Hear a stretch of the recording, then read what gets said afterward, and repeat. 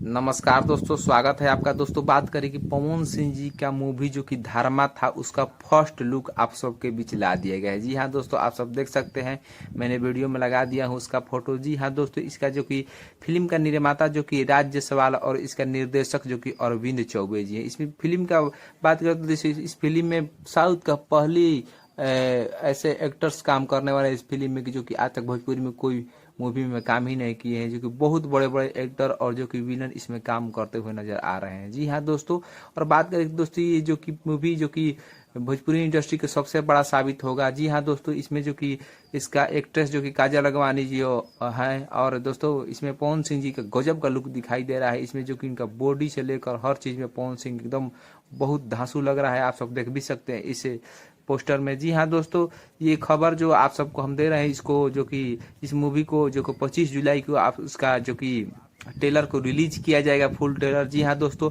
25 जुलाई को इस ट्रेलर पर ज़्यादा से ज़्यादा प्यार दीजिएगा और इस टीजर को जो कि व्यू के मामले में रिकॉर्ड तोड़ दीजिएगा। जी हाँ दोस्तों, ये आपको खबर कैसी लगी कमेंट करके बताएं।